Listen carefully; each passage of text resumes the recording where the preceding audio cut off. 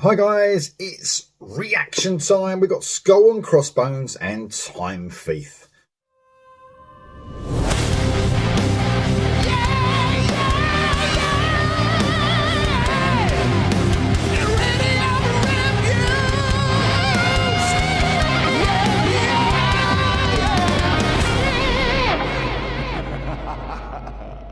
We've covered all the singles so far, so I'm going to cover this one. I think the album's I think this is the last one until the album's out.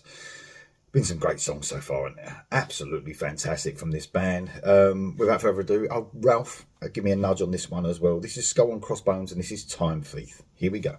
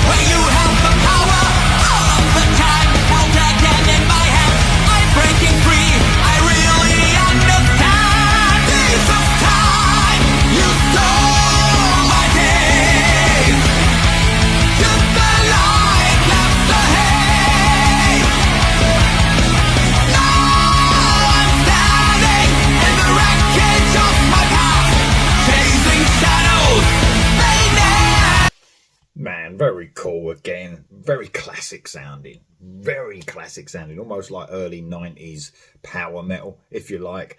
But without all the power metal stuff that I don't like. That doesn't make any sense. We, of course, get lots of... I've spoken about this before, about power metal and how much that spans genre. You know, the genre is massive. And people will even put... I don't know. They put Halloween, obviously, in the power. That is power metal personified, really, in how I think of it. But then people also put bands like Iced Earth in power metal. I mean, you could say there's a touch of it. Even people talk about Maiden in power metal, you know.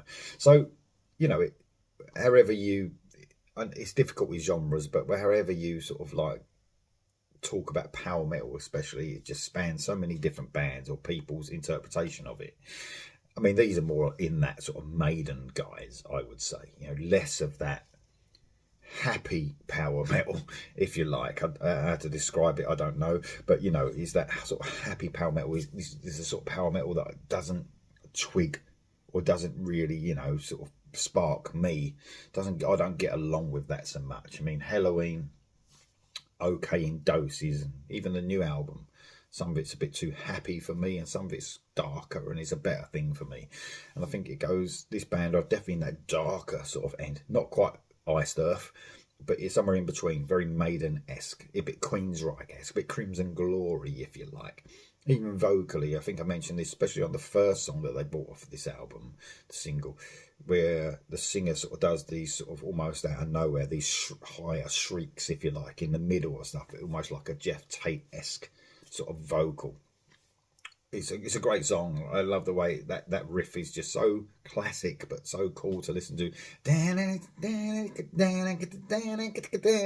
Almost like a sort of minor key riff, sort of giving again that sort of dark edge, if you like. And then I love the chorus. It sort of does that.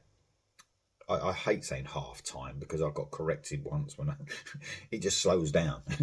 Let's just say that, because half time apparently is, musician wise, is something completely different than what I said it was, but it slows down, so it's almost like this really, you know, hits you harder, if you like, especially when this singer can really, like, you know, reach the heavens, if you like, and when he slows down into that chorus, it almost has an even bigger impact because he's soaring at the same time, and man, sounds fantastic, doesn't it? Here we go for the rest.